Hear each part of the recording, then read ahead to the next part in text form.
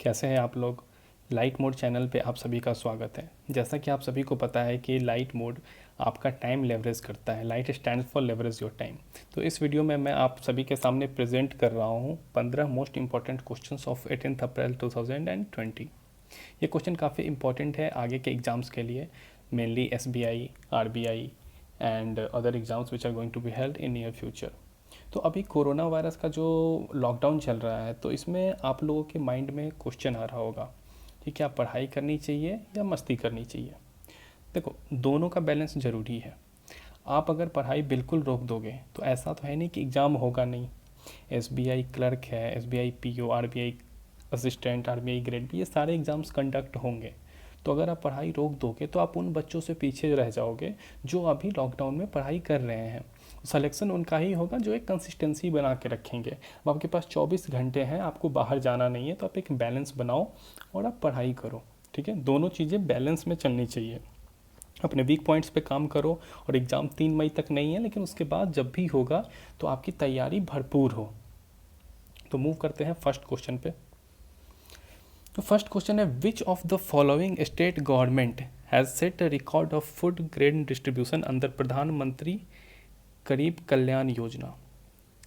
तो प्रधानमंत्री गरीब कल्याण योजना जो भारत सरकार की स्कीम है, इसके अंडर 1.7 लाख करोड़ रुपए रिलीज़ किए गए थे अंडर डिफरेंट स्कीम्स। इसका मेन टारगेट जो है वो 80 करोड़ लोगों को मुफ्त में अनाज देना है, चावल, गेहूं, दाल।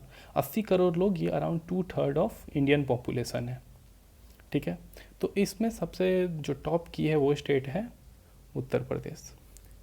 अगर आप चाहते हैं कि इन सारे क्वेश्चंस को आप अटेम्प्ट करो तो आप ऐसा कर सकते हो कि वीडियो को पॉज करके और हर क्वेश्चन को आप अटेम्प्ट कर सकते हो।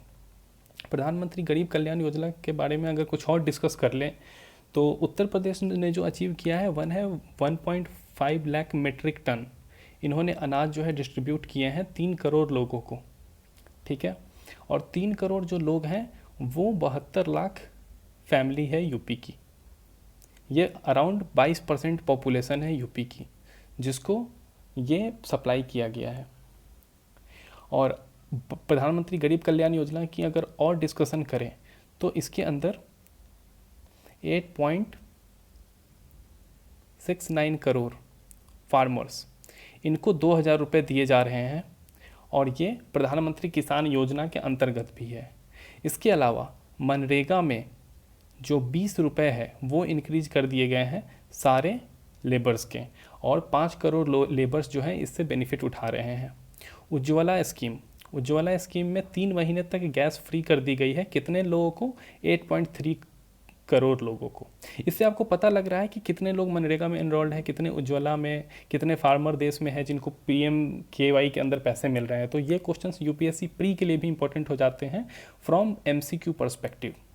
इसके अलावा सेल्फ हेल्प ग्रुप में अब 20 लाख, पहले 10 लाख था, 10 लाख से 20 लाख बढ़ा के कर दिया गया है कोलेटरल फ्री लोन। ठीक है, तो सेल्फ हेल्प ग्रुप जो गांव में होते हैं, आंगनबाड़ी वगैरह हो गया, डिफरेंट सेल्फ हेल्प ग्रुप जो MSME एक्टिविटीज़ में इंडल्ज होते हैं, तो 20 लाख रुपए तक किसी भी बैंक से वो लोन ले सकते हैं। कोलेटरल फ्री 10 लाख था पहले। 19.86 करोड़ जन धन अकाउंट होल्डर्स, इनको 500 रुपया पर मंथ भेजा जाएगा कोविड पीरियड में। ठीक है, तो 19.86 करोड़ जन धन अकाउंट होल्डर है इंडिया में अभी का डेटा है ये। इसके अलावा 1000 से 3 करोड़ लोगों को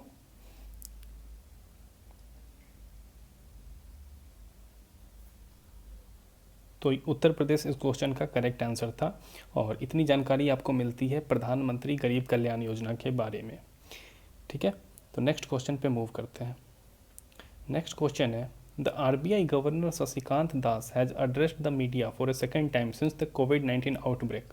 which of the following statement is true about this press conference. अब यहाँ पे 3 स्टेटमेंट दिए हुए हैं और आपको इन तीनों स्टेटमेंट को देख के और बताना है कि कौन सा ऑप्शन करेक्ट है। पहला ऑप्शन है, the RBI has reduced the reverse repo rate by 25 basis points to 3.75%. Second statement is, at least 50% of the amount invested must go to mid and small sized NBFCs and MFIs. Third is India is expected to post a sharp turnaround and resume its pre-COVID, pre-slowdown trajectory by growing at 6.3% in 2021-22. ठीक है, तो अब आप बताओ कि कौन सा option इसका करेक्ट है। जो करेक्ट आंसर है वो है option C, both 1 and 2 are true. Third option है वो गलत है। India is not expected to post a sharp turn around and resume its post covid slow down trajectory by growing 6.3%। ये जो आरबीआई ने बोला है, आरबीआई ने डेटा दिया है 7.4%। ठीक है, आरबीआई का कहना है कि 7.4% जो है इस रेट से ग्रो करेगी इंडिया 2021-22 में, जो कि मुश्किल है, but RBI is trying through all their putting all efforts using all those tools. अब यहाँ पे टर्म यूज हुआ है एनबीएफसी एंड एमएफआईज। एनबीएफसी होता है non banking finance company, for example Bajaj Finserv, Mahindra Finance, जो बैंकिंग एक्टिविटीज़ नहीं करती है but they can lend, they are indulge into non banking finance activities. MFIs micro finance institutions, mainly small banks आते हैं इसमें, जैसे कि बंधन बैंक, उसके बाद उज्जीवन बैंक और जनधन बैंक। ये सारे बैंक्स जो हैं जो माइक्रो फाइनेंस इंस्टीट्यूट है, पेमेंट बैंक है या स्मॉल फाइनेंस बैंक है, वो MFIs में आते हैं। तो फर्स्ट एंड सेकंड ऑप्शन जो है इसका सही है। ठीक है, नेक्स्ट क्वेश्चन पे मूव करते हैं। Question number 3, BCCI has suspended the Indian Premier League 2020 indefinitely due to the COVID-19 pandemic. The 2020 session of the IPL was the which session? तो इसका जो करेक्ट आंसर है वो है ऑप्शन ए, 13th सीजन था ये। अभी बात चल रही है, श्रीलंका की गवर्नमेंट ने BCCI को प्रपोजल दिया है कि आप हमारे यहाँ करा लो IPL, बट चूंकि सारी जो फ्लाइट्स है वो कैंसिल आउट चल रही है, तो पॉसिबल लग नहीं रहा है इस साल की IPL हो। क्लोज डोर भी मुश्किल है और श्रीलंका जैसी कंट्री में होना भी मुश्किल है। ये काफ़ी एक टफ सिचुएशन है क्रिकेट फैंस के लिए, और क्रिकेट जो है बंद ही रहेगा काफ़ी टाइम तक। Question number 4 is RBI will conduct a second TLTRO for an initial aggregate amount of rupees 50,000 crore. What is the full form of TLTRO? अब ये काफ़ी इंपॉर्टेंट क्वेश्चन बन जाता है, क्योंकि RBI जो है काफ़ी चीज़ें कर रही है आजकल। 3.75 जो है वो रिवर्स रेपो रेट चल रहा है, 25 बेसिस पॉइंट अभी कम हुआ है। उसके बाद इन्होंने LTRO और TLTRO ये नए जो टूल्स है लेके आए हैं। LAF, MSF, रिवर्स रेपो ये था ही, अब ये नया टर्म आ गया है LTRO और TLTRO। तो अगर सीधी शब्दों में आपको बताऊं तो LTRO और TLTRO इन दोनों का जो टारगेट है वो लिक्विडिटी को बेटर करना, यही टारगेट है। दोनों के अंदर कॉमनलिटी है कि दोनों जो है लॉन्ग टर्म रेपो ऑपरेशंस है। ठीक है, तो इस क्वेश्चन का आंसर आपको मिल गया कि लॉन्ग टर्म रेपो ऑपरेशन है। अब इसमें टारगेटेड ऐड हो गया। ठीक है, तो LTRO जो है वो 1 to 3 ईयर्स के लिए रेपो रेट जो उस समय होगी, जैसे भी 3.75 है, तो उस पे बैंक जो है वो RBI से पैसे ले सकती है। बदले में गवर्नमेंट सिक्योरिटीज़, बॉन्ड्स या फिर डेब्ट्स वो 3+ ईयर के लिए कोलेट्रल पे वो रख सकते हैं। जो TLTRO है, targeted long term repo operation, उसमें केवल यह शर्त है कि वो जो बॉन्ड है वो इन्वेस्टमेंट ग्रेड कॉरपोरेट डेब्ट बॉन्ड, यही जो बैंक्स है वो RBI से खरीद सकती है। तो बेसिक डिफरेंस ये हो गया LTRO TLTRO के बीच में, और डिफरेंस जो है आपको क्लियर हो जाना चाहिए। तो इसका करेक्ट आंसर है option B. Next question is the Indian railways has completed how many years on 16 April 2020? तो इसका करेक्ट आंसर जो है वो है 167 ईयर्स। और पहली बार 167 साल में ऐसा हुआ है कि रेलवे जो है वो ऑपरेट नहीं कर रही है, सारी ट्रेनें बंद है ड्यू टू कोरोना वायरस। पहली ट्रेन जो चली थी वो चली थी थाने से मुंबई 167 साल पहले। Next question is again related to RBI.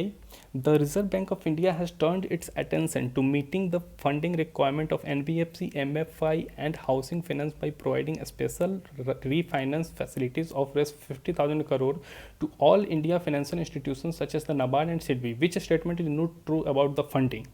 अब 3 ऑप्शन है, आपको बताना है कि कौन सा सही है। तो इसका जो करेक्ट आंसर है वो है all of the above statements are true.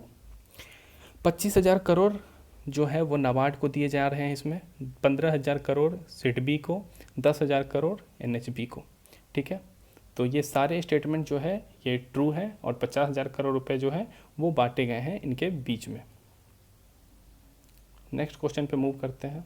Union government has removed restriction on the export of formulations made from dash including fixed dose combination with immediate effect. अब HCQ पे बैन के बाद paracetamol भी ban था। ठीक है, तो इसका करेक्ट आंसर जो है वो पैरासीटामॉल है। HCQ पैरासीटामॉल का यूज मेनली फीवर में, पोस्ट सर्जरी पेन को रिलीज़ करने में, और कोरोना के टाइम जो डिमांड है वो बढ़ गई है, इसलिए इंडियन गवर्नमेंट ने इसके एक्सपोर्ट पे जो बैन था उसको हटा लिया है। Next question is India's foreign exchange reserve have risen by nearly $2 billion to how much $USD billion as of 10 April 2020। तो इसका जो करेक्ट आंसर है वो है $476.5 बिलियन। यह काफ़ी है इंडिया के एक साल के इंपोर्ट के लिए।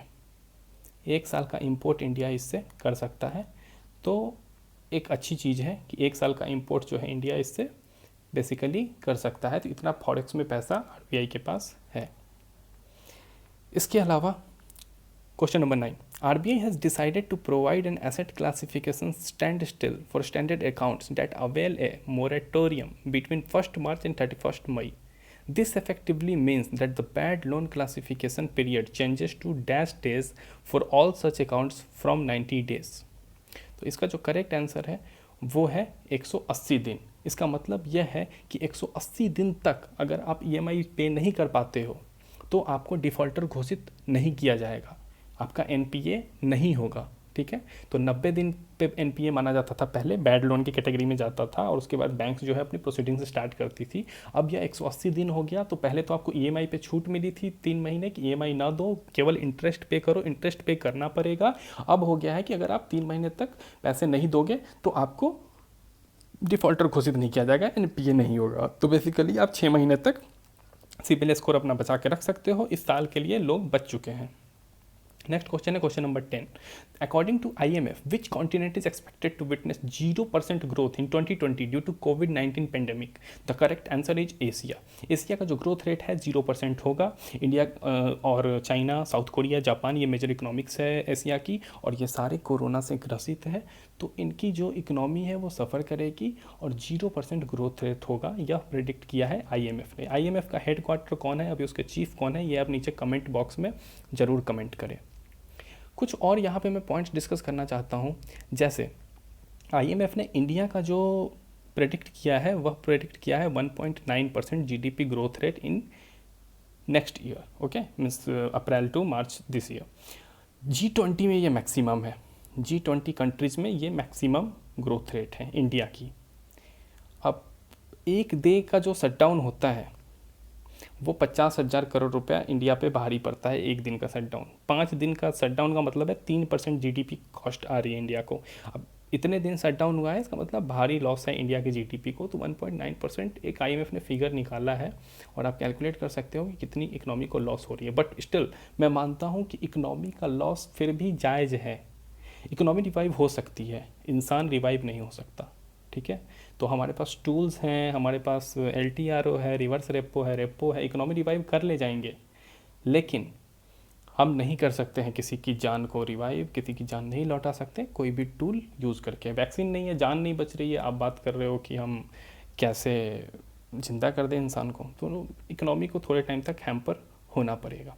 $9 ट्रिलियन का टोटल लॉस है वर्ल्ड को, और 7.4 जो है GDP RBI ने प्रोडिक्ट की है नेक्स्ट फिस्कल ईयर में, जो कि पोस्ट कोविड एरा होगा। Question number 11, name the chairman and MD of BSNL who has taken over additional charge of MTNL CMD recently. तो इसका जो करेक्ट आंसर है वो है PK पुरवार। इन्होंने MTNL CMD का अतिरिक्त प्रभार भी संभाला है। BSNL के तो ये पहले से MD और चेयरमैन थे ही। BSNL जो है वो जियो और वोडाफोन आइडिया के होते हुए फाइट कर रही है कस्टमर बेस के लिए। एक टाइम BSNL की मोनोपोली थी, बट आज इनको फाइट करना पड़ रहा है एक एक कस्टमर के लिए।